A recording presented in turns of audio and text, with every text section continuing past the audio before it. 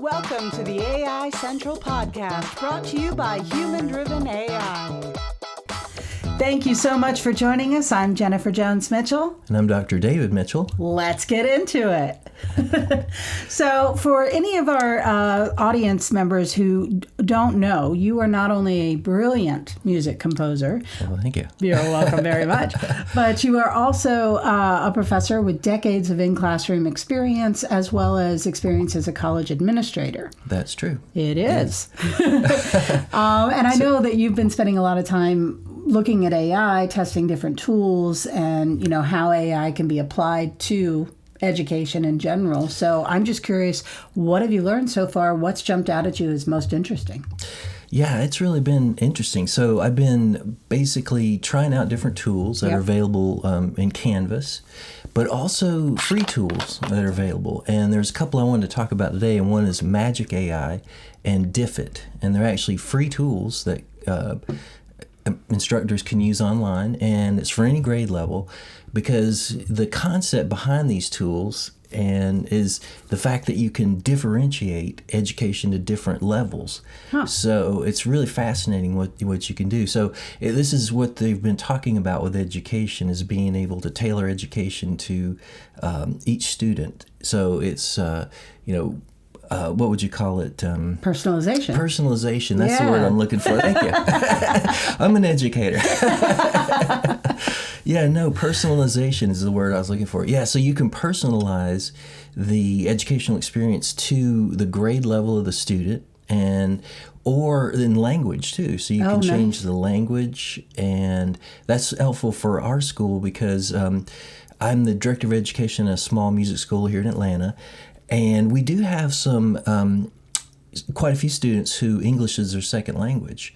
And so it could be helpful in some technical readings and situations to put it in Spanish for them, So what does this look like when you say personalized? Are you saying it personalizes the curriculum for each individual student and their learning level and their language and all of that? If you're in a classroom situation, you don't necessarily want to have a totally separate curriculum. Right. That's what I was asking. Yeah. You could even go that granular and make it a completely different curriculum, but you kind of want to have the class working on the same material and same thing.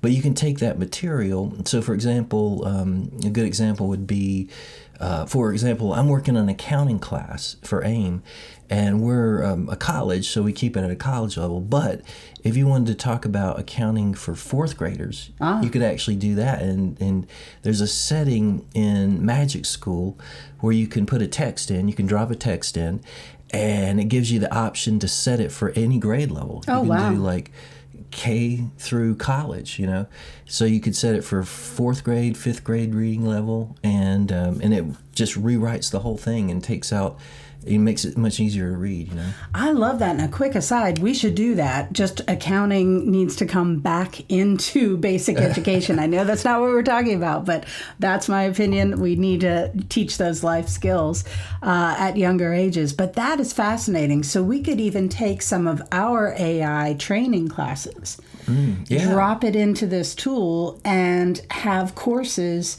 that explain things like prompt engineering and, the uses of different tools for a high school student or a middle school student. Exactly. Yeah, that's a good point. I hadn't quite thought of that one yet. I was going to.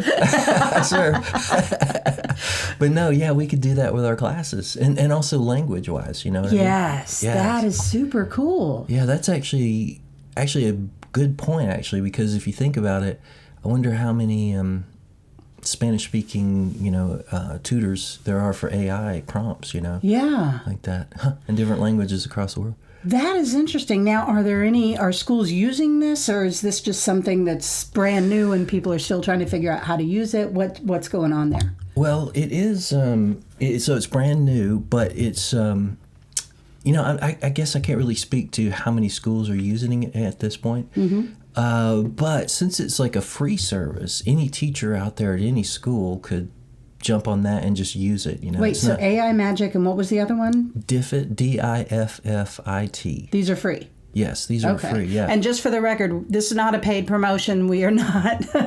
We're not paid for this. He's just been exploring all these tools and how they can be used. Exactly. Yeah. So that's interesting. So educators out there, check out these tools and see how you can take your coursework and apply it to different levels of students' experience, grade level, or like you said, even their language as well. That's fascinating. Yeah, and well, I've used a Magic School a bit to really kind of experiment, because that one kind of really grabbed me. It seemed to be the most user-friendly to use it.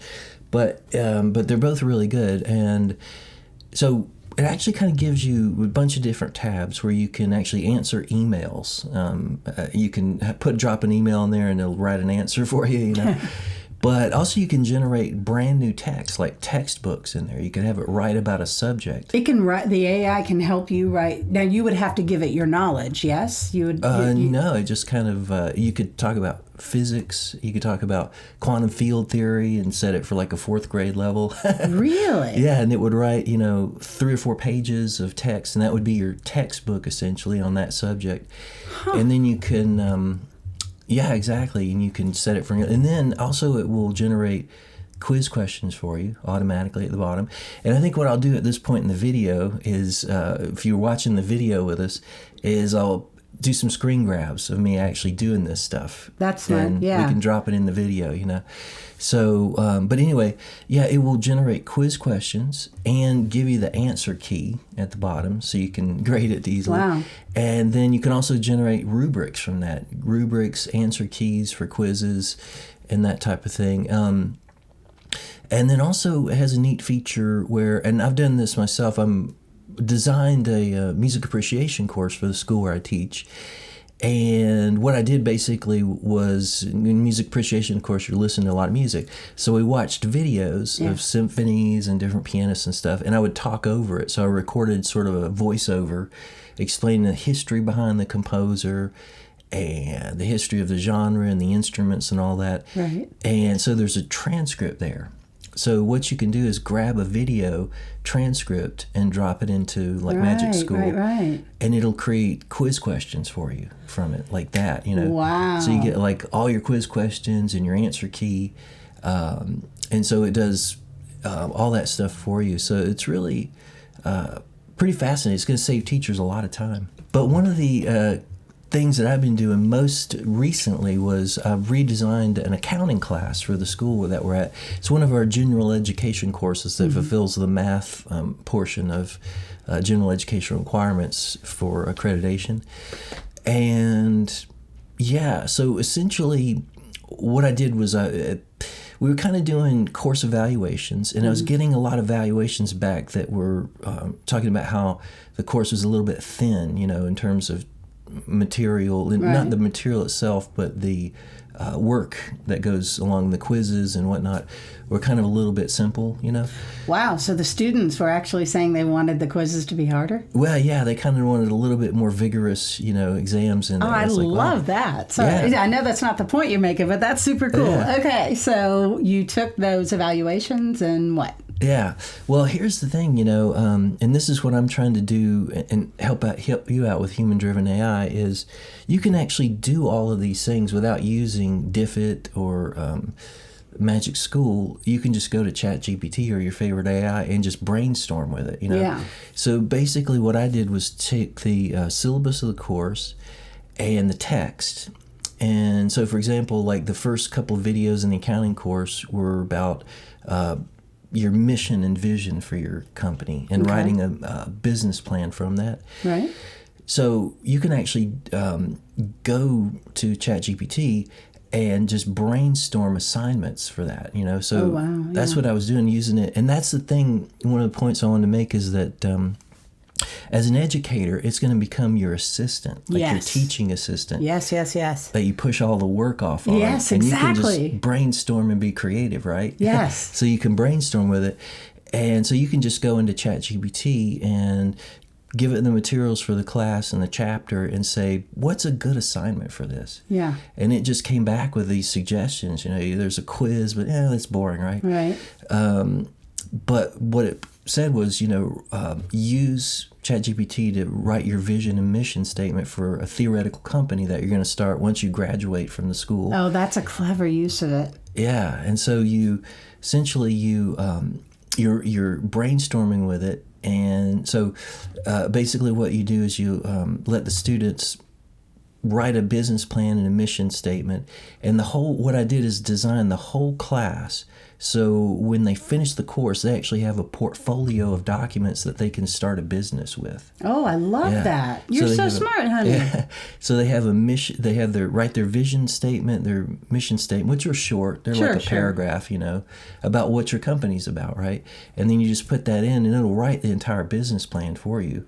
And we were talking about this last week, that it's going to democratize people starting businesses, because now you don't have to know how to write a business plan. Exactly. Just tell it what your business is and it'll write it for you. Exactly. So basically what I was going to do, it basically goes through chapter by chapter and has them create all the documents that you need to start your business once you graduate. It's fascinating. So they have a business plan, they have their board of advisors, which is your accountant. And I have a worksheet where students one of their assignments is to go online and find their team that they're going to work with, their business advisor, who's going to be their accountant, what software they're going to use, and banking, who's going to be your banker. And then you also make other decisions about your company. Are you going to let people make payments and do like net 30, net 60, net 90? And so each one of these documents has questions on there about your business, and you answer those questions, and then you generate the documents from that. And I actually have them go to the Small Business Administration, and you grab a template of a long form or short form business plan, drop it in ChatGPT, then put your vision and mission statement in there and tell it to write that business plan for you. Shoom, and you got it. And then the whole class is designed to create all the other documents you need to finish up in your final portfolio. The final portfolio project was something I brainstormed with ChatGPT, and the deal is you do an elevator pitch video. Yeah. So at the end, you do like a 2 to 3 minute video. Student turns in a video plus their entire portfolio. So you have all your business documents ready to start your business and your elevator pitch video ready to go. And you turn that in as your final project. And then when they graduate, most of our students will wind up being entrepreneurs. Yeah, of course. So they got everything they need and they're ready to rock. Well, this is amazing. My mind is reeling. I have so many questions. So first up, going back to designing the classes, and this also goes with what you just said about putting together the business plan. How accurate is it when you drop in your lesson plan or your information and it designs the classes, or as you said, it's pulling from its own knowledge to design those classes? Because we always say AI should create your first draft, never your final draft. So how accurate was it when you first had it create just the classwork? Like the assignments? Yes. Stuff? Oh, yeah, it was like really accurate. Because we do have a textbook, text that we generated for the class. Nice. And so that text, we can actually generate the questions from it. So it's real accurate, and it covers the exact material that the instructor was covering. Right. So it's pulling from your inputs of what you've given. Okay, good. Because that was my first thing was, oh no, are you having AI just design the whole thing? Because we all know, could make things up, etc. Yeah, no, it's pretty accurate. The other thing that I really like, developing this framework for your students to create a business plan and everything. Love that. So key. It's something, of course, we do a lot, and you've seen me do it, where I come up with an idea and I ask Zara, who is my ChatGPT. She's given herself the name Zara. But I'll ask Zara, hey, what do you think about this idea or that idea? And if I go by only what ChatGPT says, I am an absolute genius, and every idea I come up with is perfect, flawless, etc.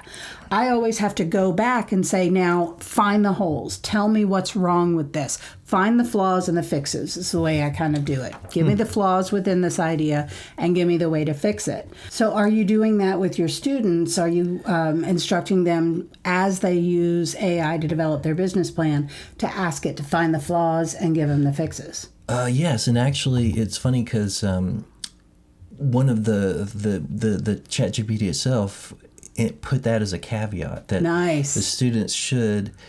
One of the parts of the assignments was always to check for accuracy, Right. and then make adjustments. The students should make their own adjustments to the assignment Nice. according to their own goals and whatnot.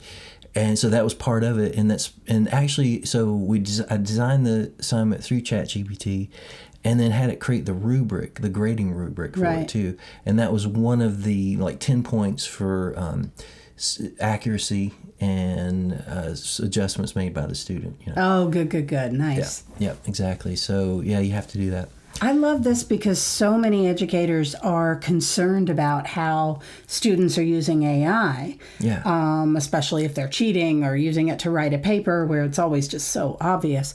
But this is so genius, honey, because you are showing educators and students that AI doesn't have to be the enemy. And that's critical because, let's face it, it's here to stay. It's not going anywhere. We need an AI literate workforce. So to have students learn this in this way, they're learning how to make AI a partner or an employee rather than just this tool that's going to write everything for them. They're using it for strategy, I guess is what I'm saying. Exactly. Yep. And that's what I tried to do as well, is to brainstorm with it. Yeah, assignments, And so move on to the next chapter and ask it, what's a good assignment for this? And boom, it would give you an idea. And sometimes, and I made adjustments to it as well. There was a couple where I was like, that's not really going to fit our purposes, but, change this, and then it'll change it immediately, Oh, and then also from all of that, when I kept my chat open, and I put all the information, and all the assignments are created, and the rubrics are all in that same chat, and then I dropped in the original syllabus from the class and said, rewrite the syllabus to reflect this, and it wrote the objectives of the course objectives, course description, grading scale. Excuse me. So all I really had to do was drop the syllabus into Canvas, and then I'll brought over all the rest of the stuff too. I'd bring the assignments over into Canvas and create the grading rubric. Wow. And it was great. I was able to rewrite the course with the help of ChatGPT. It was amazing. This is going to save educators so much time. It's just unbelievable. Yeah, it really is. Yeah, and it's more like I said, it's more of a teaching assistant. And one of our tagline, which is trademarked, by the way, is AI won't take your job, but someone who knows how to use AI will. Yes. And what my mission is as an educator is to teach people to use AI to be that someone. Yes. That knows how to use AI to their advantage. Yeah. And that's my mission with marketers. It's perfect. Yeah. This is why you're our chief education officer. That's right. Well, I think a lot of these tools, Diffit, Magic, School, are great. But I think the real skill, the one that everybody really needs, is to learn how to use it for themselves. Yes, absolutely. Yeah, and it's about knowing how to write prompts and brainstorm with it. And knowing what it can do, essentially. And that's kind of what I'm going to make my mission with human-driven AI. Yep. Yes, and it's so important because AI, it drives me crazy when people only think of AI as a way to generate a pretty picture or some cool article or write something, because it can do so very much more. It can truly, especially with AI agents, getting into automating tasks and truly becoming employees that can autonomously do the job without you. Right. But in AI and education, too, one thing that I think is so fascinating is the use of synthetic emotions and AI emotions. We saw something, I can't remember what it was, may have been Dateline, I don't know, or not Dateline, what is it? 60 Minutes, I think it was. Mm-hmm. But whatever it was, we will drop a link in the description of this story that we saw. But it was fascinating because tutors were using, say, an AI avatar to teach a student, but the avatar was trained on AI emotions, synthetic emotions, so it could recognize when the student on the other end of the computer was getting frustrated or confused or bored or whatever, and the avatar would adjust accordingly and bring the student's attention back in. Wow, yeah. And then educators are also using AI emotions in a pretty cool way of working with people on the spectrum. to help them to understand and recognize emotions in other people. Wow. Isn't that cool? Like facial expressions and stuff that they have struggle with. That's fascinating. Yeah. Yeah, because AI can now understand these complex emotions. So it can help to demonstrate a facial expression and help show that person on the spectrum to recognize anger or grief or, even not just facial expressions, but how we speak. Like sarcasm is something that people on the spectrum sometimes have trouble understanding. Yes. So the AI emotions can understand sarcasm and help explain that and teach that to students. That's fascinating. Yeah, you can teach with the AI, exactly. So in a lot of cases, students will use AI tools to just give them the answer. Right. But I was looking at Diffit, and that one you can put a text in, and it will prompt students with questions instead of giving the exact answer. So it will, they'll read the text, and then you go down and there's prompts that'll say, what did you think about what are the stages of photosynthesis, essentially, and they answer that. And then if they ask it a question, then it will ask them a question. I love that. Instead of giving them the answer, it prompts them with a question to make them think or get to the answer. Yeah, so as the tools get more sophisticated, it'll be a teaching tool like that as well. Not to,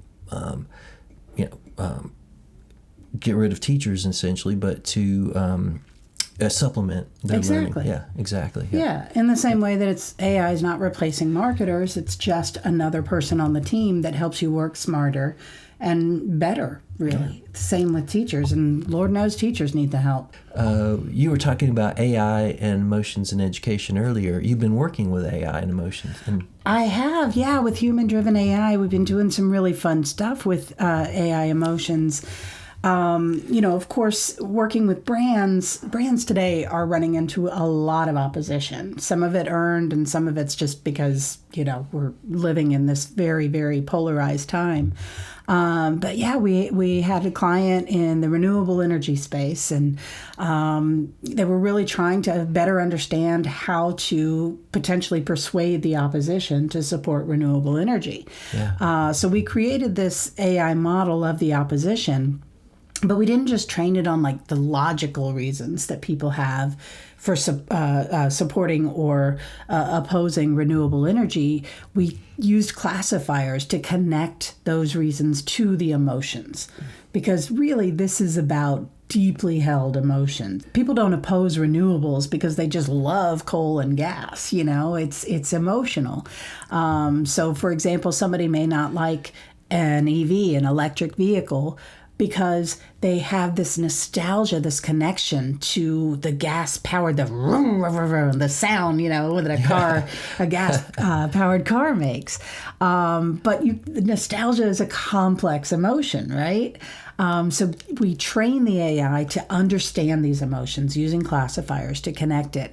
And it's such a great way to then test your messaging so far beyond the usual A/B testing of positive, negative, neutral, which is where you would present an ad or present a message and see where do people like it or not like it. This way we can really test down to the emotions that actually drive someone to make a decision. Right. Wow. Yeah, and go ahead. It's like having your own panel, inexhaustible panel of people to bounce ideas off of. Exactly, your own focus group, but one that is specifically designed to help you address that problem, that hurdle that you're trying to get over.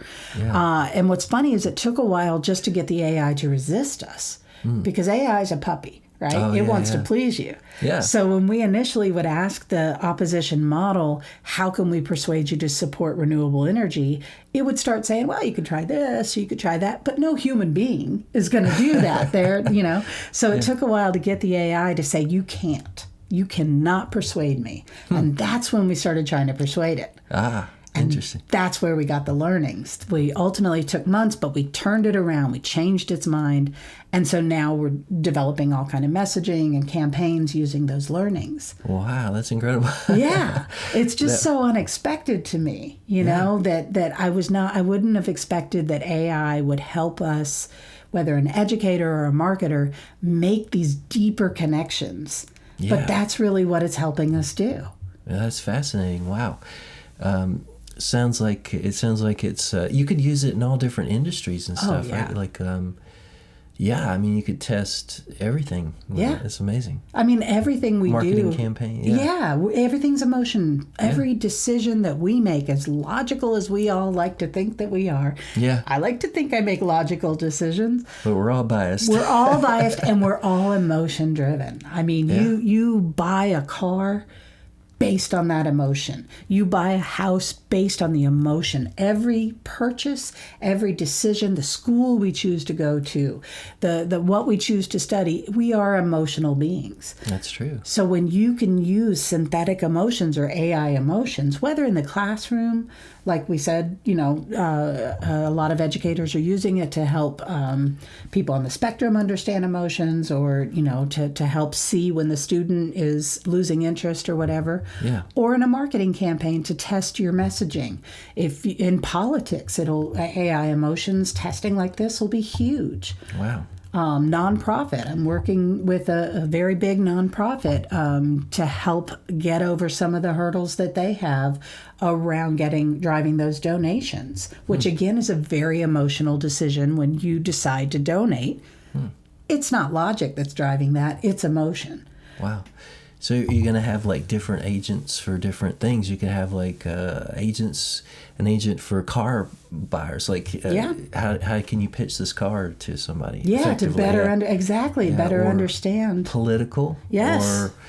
Or whatever you're trying to sell. Yeah. AI emotions, synthetic emotions, these are going to change the game. Wow. And it's really interesting because AI can now understand and mimic these complex emotions so that your focus group really goes beyond, like I said, that A/B testing that we usually do, and lets you get to the heart of what is going to motivate your target customer or your stakeholder to take the action you want them to take, or to change their minds, as we did with the first one we created. Wow. Could you, you could, so you're going to build all these agents, right? Oh, yeah. We built the one for that one client, and now we're developing all kinds of others. So this could be great for interviewing for jobs too. You could have you could do a job description and maybe knowledge of the person you're going to interview with, like articles they've written or things, and then you could drop it all in there and say, what are some talking points I could use to convince this person to give me the job? Or $1 million, whichever. Or $1 million, whichever comes first. No, actually, you can do that already with ChatGPT, but even taking it deeper, because building something with classifiers, it's a multi-level kind of experience. Takes a while to build it, but it's proprietary too, it is right? proprietary, but I can build it for you. Exactly, yeah that's what you're gonna do. It is. I really think it's gonna AI emotions, whether applied to education, marketing, anything. This is going to be the next frontier. This is the year of AI agents. I think next year is going to be the year of AI emotions, where people are going to understand how to teach the AI with these classifiers to recognize. And when I say that, what I mean is like for the AI to recognize a specific sentence, and in that sentence that reflects resentment or betrayal, or that reflects nostalgia and a longing, or being able to train it to recognize the emotion connected to a statement. Incredible, yeah. Well, I guess we should probably wrap it up there, because you don't want to give away your secret You're sauce. right. I know. I get so excited. I was about to actually start talking about how to curate the data for this, but no. You're right. Yeah, Contact me at Human Driven AI, and I'll tell you how we can do it for you. Thank you so much. We'll see you next time.